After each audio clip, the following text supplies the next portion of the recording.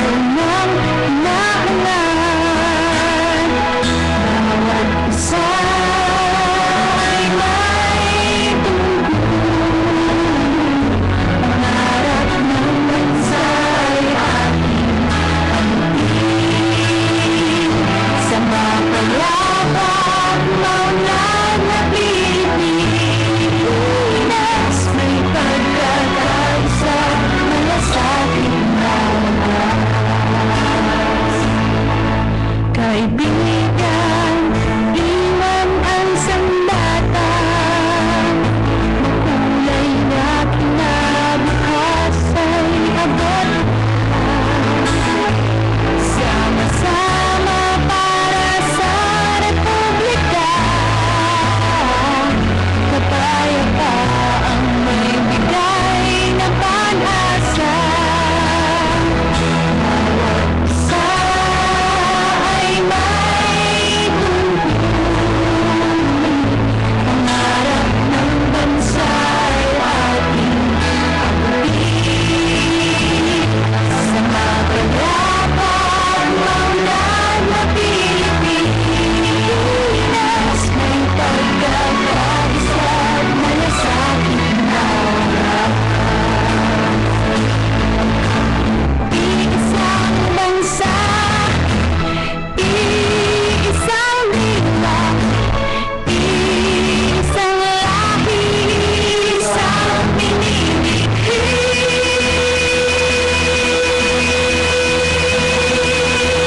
Kung may kapayapaan, may kaunlaran. Kung walang laman, lahat makikinabang bayanihan para sa lingkod. Kung may kapayapaan, may kaunlaran. Kung walang laman, buong bansa makikinabang bayanihan para sa lingkod.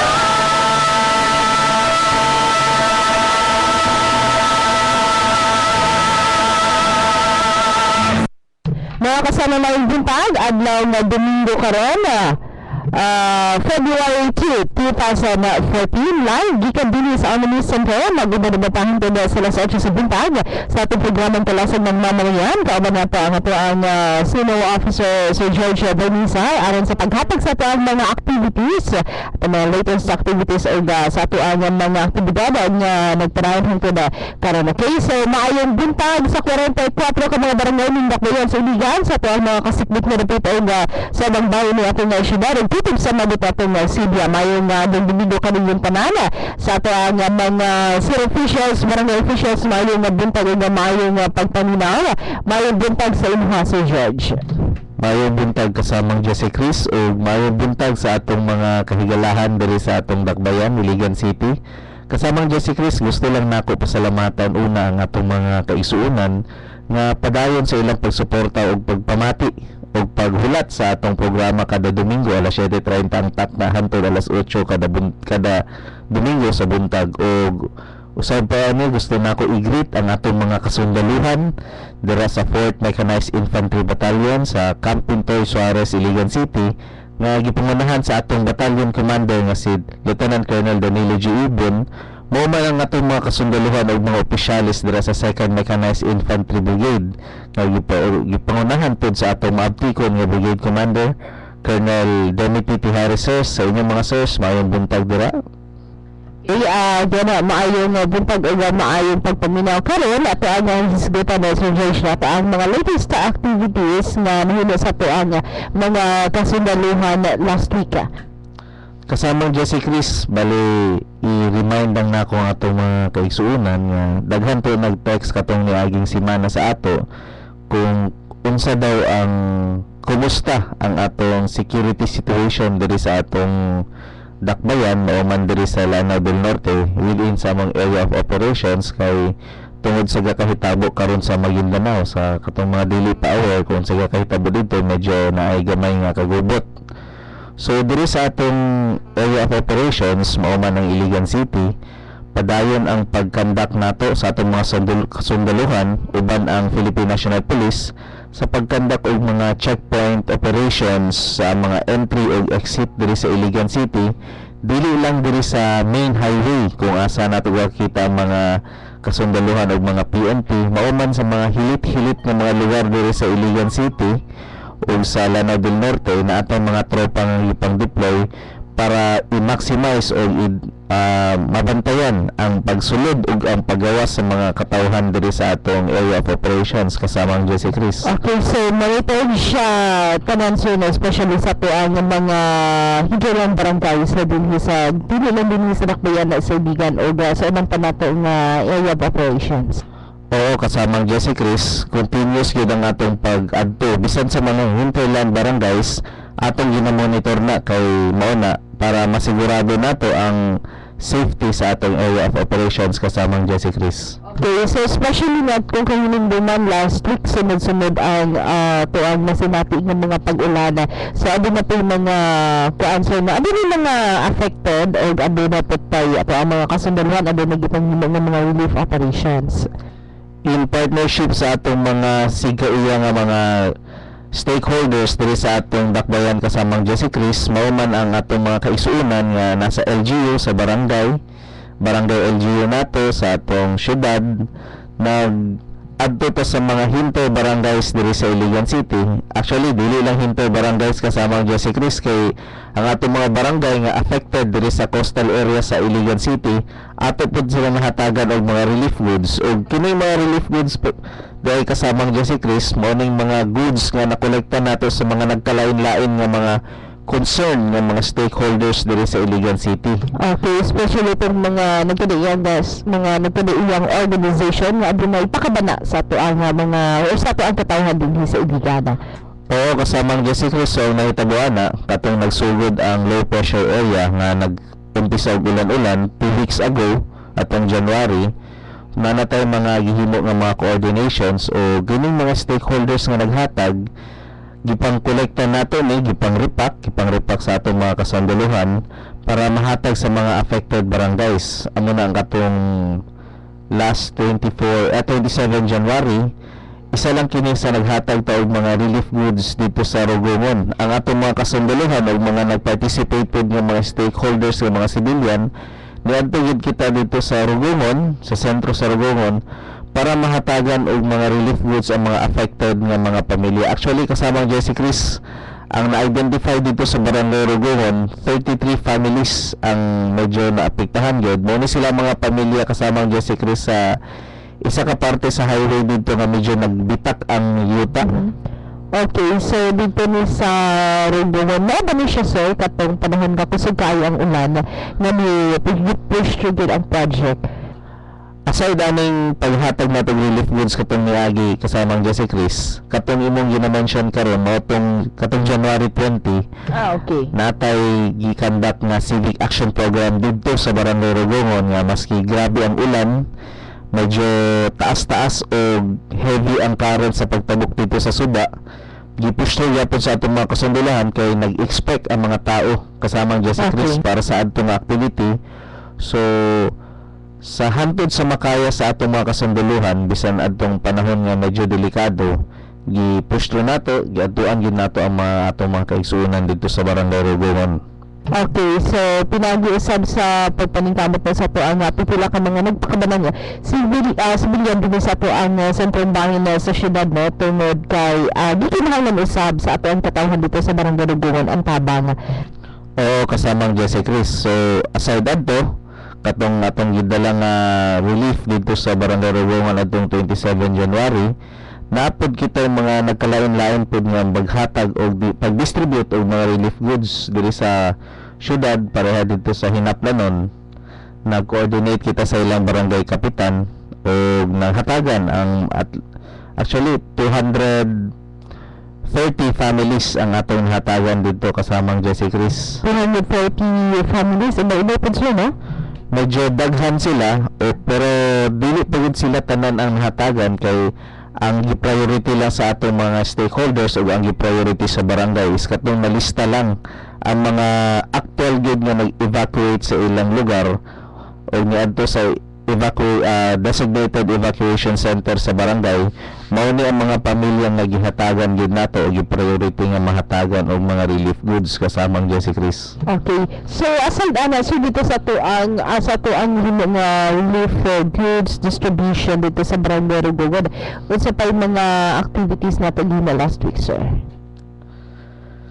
Ang 4th Mechanized Infantry Battalion kasamang Jesse Chris sa pangunguna sa among battalion commander si Lieutenant Colonel Danilo G. Ibon, nag-attend kita og isa ka Municipal Development Council meeting. Giheld ni siya kasamang Jesse Chris dito sa Barangay Batal, Matunggaw, Lanao del Norte.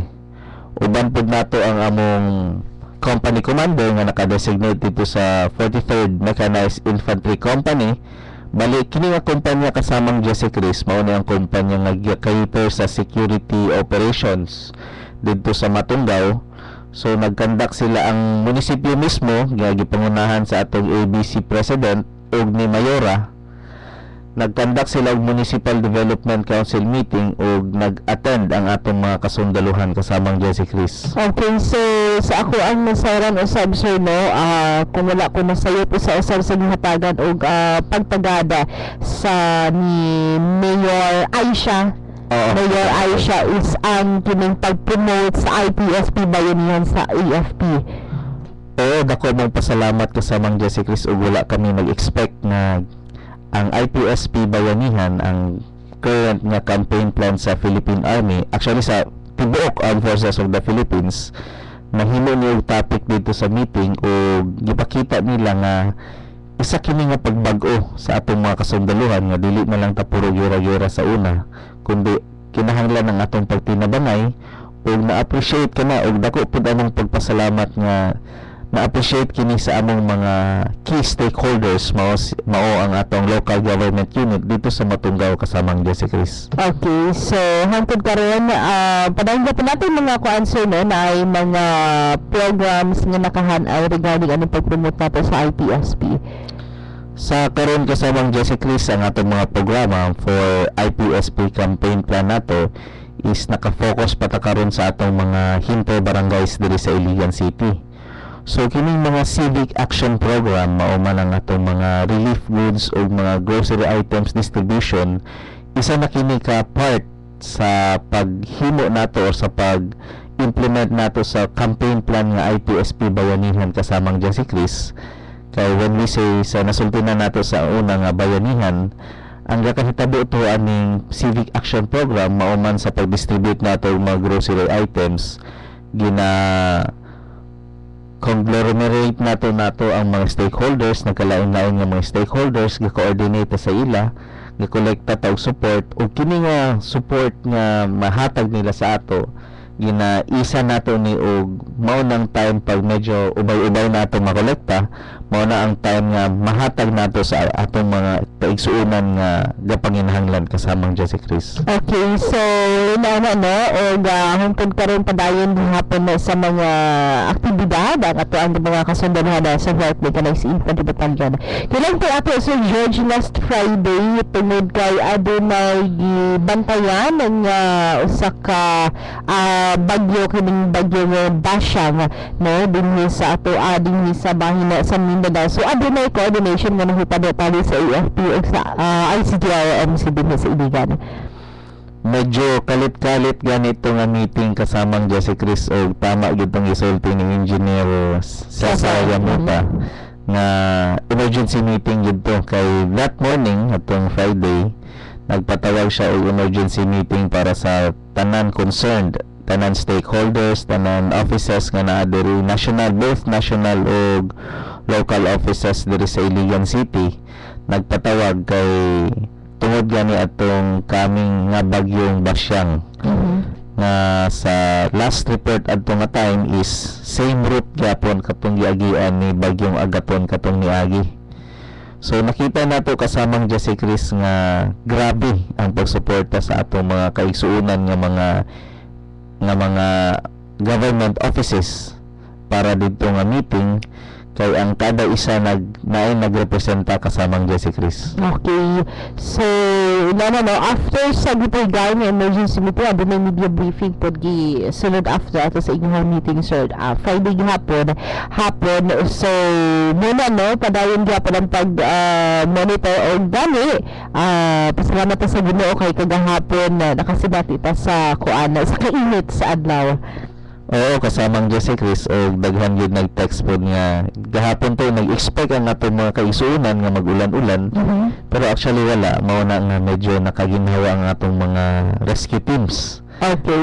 Kay ang Philippine Army diri ang 4th Mechanized Battalion naapod tay isa ka company nga naka-designate as disaster rescue unit namo, mao ang 41st Mechanized Infantry Company nga gipangunahan ni Captain Rolito Surila. Kini kasamang Jesse Chris is naka-base sila diri sa Calubihon, Dalipuga lang. Okay, so at least makita nato ang response sa mga response sa katawhan nga adi na din sila pagpangandam, sir, no?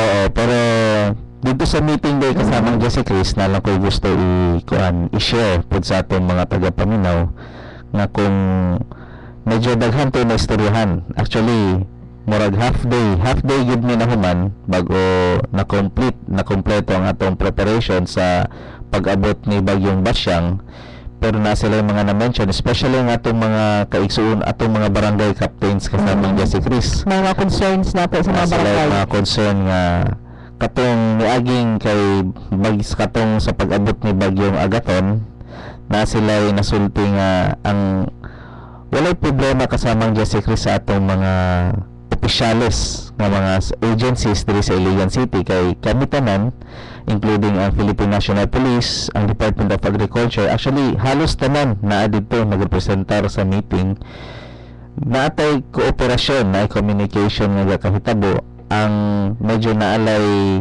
problema gamay which is na open pod sa atong mga barangay captain is diri sa atong mga katawhan nga sila pa naman ang medyo affected gid kaayo kasamang Jesse Chris.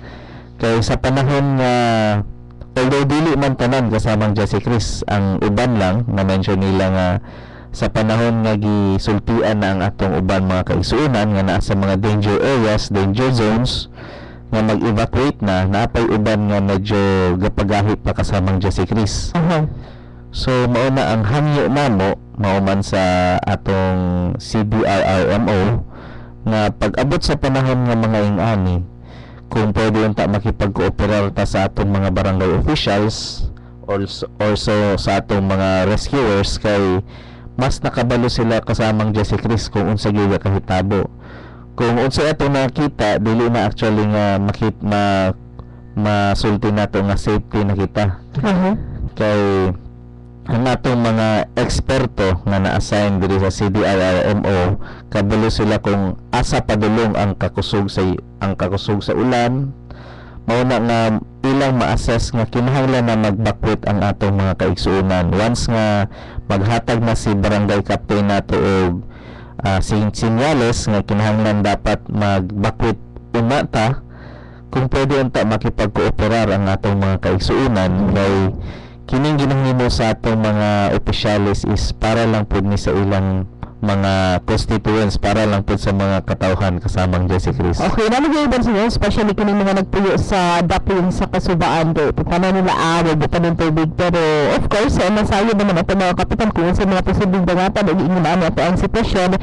So nalagay uban nga bisag unsa nagpugos dili gid kay sayangan sa ilang mga kabtangan o sa bakaha no adnaga pud magpabingon sa ilang panimalay.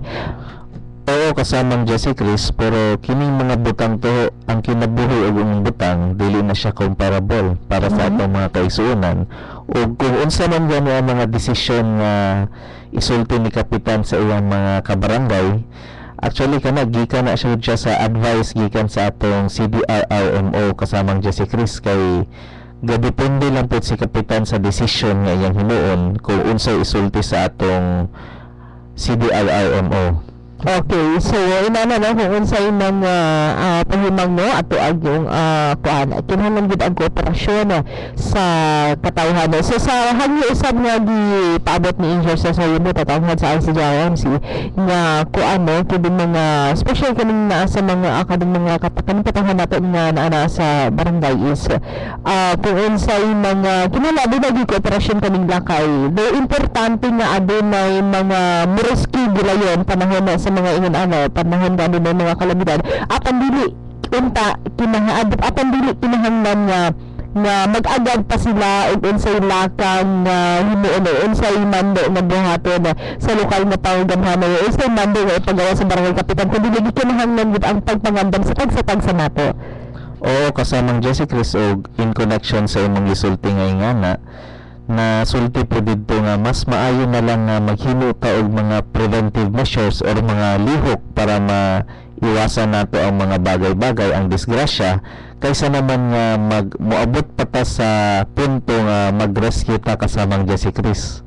Kay once nga mag-rescue na ang atong mga kasundaluhan, atong mga kapulisan, ang mga personnel sa CDRRMO, medyo pigado na ni nga sitwasyon kay instead nga preventahan pa nato ang panghitabo mag-rescue na noon ano na nga ang pinakauna gid nga moves ang ginahimo sa atong mga barangay kapitan pag may mga continuous nga ulan-ulan o ang kusugman or dili mao na ang pa-evacuate sa mga pamilya nga naa sa mga danger zones o kasamang Jesse Chris na mention po namo nga na mention po dito sa meeting nga dili buot pa isabot nga hinay lang ang ulan wala na tayo dapat kabalakan kasamang Jesse Chris.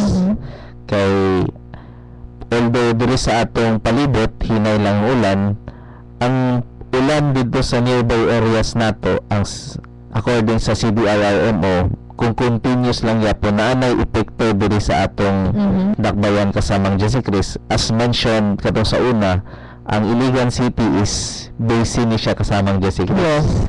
So ang ulan dito sa kabukiran dili gid padulong sa ato tanan kasamang Jesse Chris. Okay, especially kung pag-monitor nato sa Manilog River Basin sir no is kinahanglan gid wala tayo ta nakasinati dinhi og mga pag-ulan apan ato anya siguro nga kung dinay mga pag-ulan sa mga kasukbit nato nga lugar kinahanglan nga dili gihapon ta mo kumpiyansa tungod kay ang epekto ana naa dinhi sa tuwa.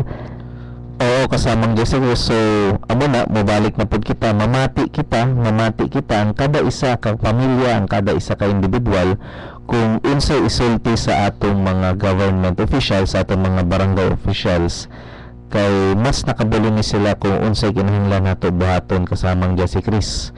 Dili na sa panahon sa kalamidad, dili na dapat ang magpagahi og ulo kay tanan nga ginabuhat sa atong mga opisyalis is para lang ni sa atong kapanganan, para sa atong pamilya. Kung dili man mo concern sa inyong kaugalingon, unta tan-aw nato ang atong mga anak nga mas nanginahanglan sa atong tama nga mga desisyon nga pamuhaton kasamang Jesse Chris. Okay, so yung lang no, panahon sa kalamidad, magpabiling nga kalmado aron nga makahuna-huna og insakto kay kung magpanik naman gud pa di na takabluton sa ato ang buhaton ba sa mas ma-discretion na kahainoon o baka haon sa mahitabo kinahanglan magpabiling kalmado og buhaton tong mga pagpangandam no nga ato ang prepara panahon nga adunay kalamidad. So dili pa mga taranta aron nga makahuna na tag insakto. Dili gipaabot ako nga kuan gyud nga pahibago o pahimangno sa ato ang Iligan City Disaster Risk Reduction Management Council. Anyway, kasamang Jesse Chris, gusto po na ako ni Kwaon nga oras para pasalamatan ang atong mga stakeholders. Dili na siguro nato sila isa-isahon kay medyo ubay-ubay pod mga individual o grupo nga anaa diri sa Iligan City. Mao man ang atong mga barangay offices kasamang Jesse Chris. Kay katong panahon nga continuous ang ulan diri sa Iligan City, wala sila nagduha-duha og approach sa atong unit. Kapag coordinate namo pud sa ila, wala sila nagduha-duha og hatag og pahinabang para sa atong mga mostly affected nga mga kaigsuonan diri sa coastal areas kasamang Jesse Chris. So, ang kada isa sila naghatag og dilata, used clothing, mga noodles, bugas ug mao kasamang dyan si Chris kining ilang mga gipanghatag mao ning atong mga gipang repack ug naghatag og gamay nga hinabang sa atong mga affected nga mga kaigsuonan kasamang dyan si Chris. Okay, so again, dagan kaayo og salamat ingon nanay. Sa katong mga gilano sa natin no nga basta magod adunay mga kalamidad ingon ana Sir George. Ato ang mga tigpaminaw is automatic magdala dayon sila og mga relief din. So dayon mahatag nato sa mga katawhan. So alang nato sa mga to ang mga gilaan at ang mga suking tigpaminaw, dagan kaayo salamat sa kanunay ninyong pagsuporta sa tanang panahon labi na sa ato ang mga kigalaan dinhi sa dakbayan sa Iligan which is nakita gyud nato ang ilang mga panginahanglanon. O kasamang Jesse Chris o in connection na pud sa katong mga kung napansin nato karon kasamang Jesse Chris medyo all present na si Haring adlaw nato katong niagi to kay medyo ulan-ulan so pwede ko mag-invite kasamang Jesse Chris ginaawhag nato ang atong mga mauman atong mga individual mga stakeholders mga eskwelahan diri sa Iligan City, mga government and private offices, NGOs nga kung pwede ato ning i-take advantage ang paggawas ni Haring Adlaw o gina-invite namo ang atong mga katong na-mention nako nga mga grupo ganina nga mag-conduct kita og mga tree planting activities na pod. Actually kasamang Jesse Chris kung mapansin nato ay nato mahinduman ang kaimportante sa atong environment, sa atong mga kahoy nga anaa sa bukid pag duol na kita sa mga kalimidad na pod kasamang Jesse Chris, di ba? Okay.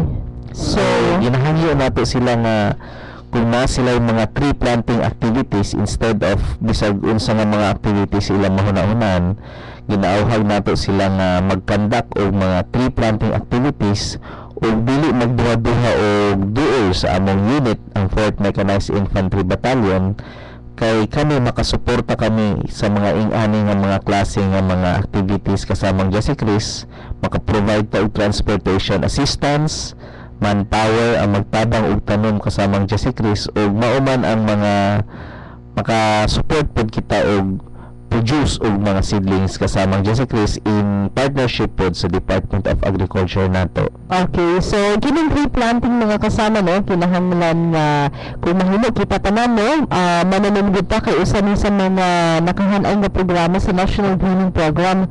Tama kasamang Jesse Chris, actually naapod tay gihimo nga bag-ong lakang pod sa among sa 4th Mechanized Infantry Battalion kung sa una na mention na ako nga ang atong mga kasundulahan is dapat makatanom sila og at least napulo ka fruit bearing or non fruit bearing nga kahoy. Karon na pod is gipataasan nato kasamang Jesse Chris ang kada isa ka sundalo is gi-require na sa among battalion commander nga magtanom og 20 at in 1 year. in 1 year kasamang Jesse Chris, pero kining 20 in 1 year is at least lang ni kasamang Jesse Chris. So dapat kung pwede mas madugangan pagid nato ang atong efforts para makatanom kita og mga kahoy sa atong mga strategic nga mga area diri sa Iligan City kasama sa Okay. So alam nga sa mga organisasyon mga kiganaan nato no nga dunay plano nga mag-conduct og tree planting. So mamahimo lang mo bisita sa 4th Mechanized Infantry Battalion. Inana sir no, magdala daw ng letter request. Kasamang Jesse Chris, letter request lang or pwede po sila mag-visit dito kay ako mismo ang mag-entertain kung nasa sila yung mga request kasamang Jesse Chris. Okay. So wala na tayong higong oras sir kung sa ato ang mga checkpoint operations sa ato ang monitoring. Continuous lang gyapon niya ang atong mga checkpoint operations kasamang Jesse Chris o mas gipaigting pagani nato ni karon uban ang atong mga kaigsuonan sa Philippine National Police sa tungod sa security situation nga ga-develop dito sa Maguindanao kasamang Jesse Chris o ginabuhat tanan sa atong mga kasundaluhan mao man sa PNP para dili mahitabo ang unsa may gakahitabo dito sa ila karon kasamang Jesse Chris kay importante nga ma-maintain nato ang ka-peaceful sa atong area of operations diri sa Iligan City kay ongoing na karon ang peace process sa MILF. Actually hapit na kini mahuman kasamang Jesse Chris og we are hoping ma-implement komento ni Ugmayo kasama Jesse Chris. Okay, so there's sir, ang mga regular activities sana sa Taibo session padayon gihapon sir, no? Ang atong Taibo sessions kasama Jesse Chris is nag-focus na kita gid sa Camp Pintoy. So every Tuesday, Thursday o Saturday dito na tanan ang atong Taibo sessions kasama Jesse Chris. Okay, morning sir, afternoon. Every 5:30 in the morning. Okay, 5:30 in the morning. Tuesday, Thursday, o the Saturday. So, wala na kung pangutana basig na kay gusto ipabot na mensahe or pasalamat again sa mga stakeholders. So para sa atong mga stakeholders diri sa Iligan City, mao man ang atong mga barangay officials, LGUs o mga NGOs nga naa diri.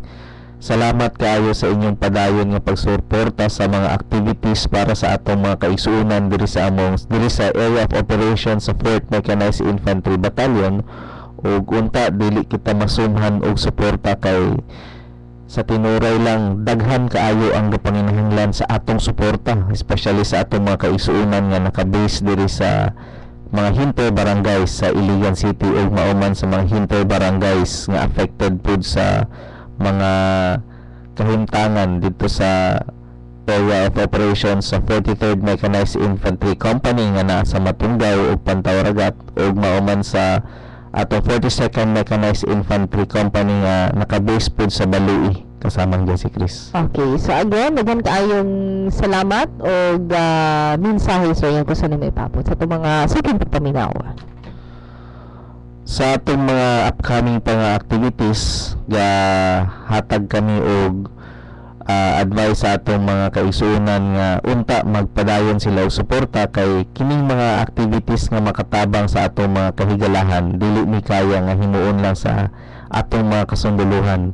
So unta makahatag kita og suporta kay ang among ginabuhat sa 4th Mechanized Infantry Battalion is in connection ni sa campaign plan namo nga IPSP Bayanihan amo na nga maghangyo ni og tabang pag pinabangay kita para mahatagan nato og assistance sa atong mga kaigsuonan. Okay, again, daghan kaayong salamat sa tuang mga higalaan nga padayon gahapon og musuporta no sa tuang mga aktibidad. Kaya nagitay igong oras mga kasama, gamay ka 30 minutes. Magubad-ubad yan hangtod sa sunod Domingo sa nang oras sa ng programa nga kalasag na mamamayan. Kauban gahapon sa Sir George Rodney sa tuang senior officer sa 4th Mechanized Infantry Battalion. Once again, maayong bintag o maayong andang Domingo kami yung panana.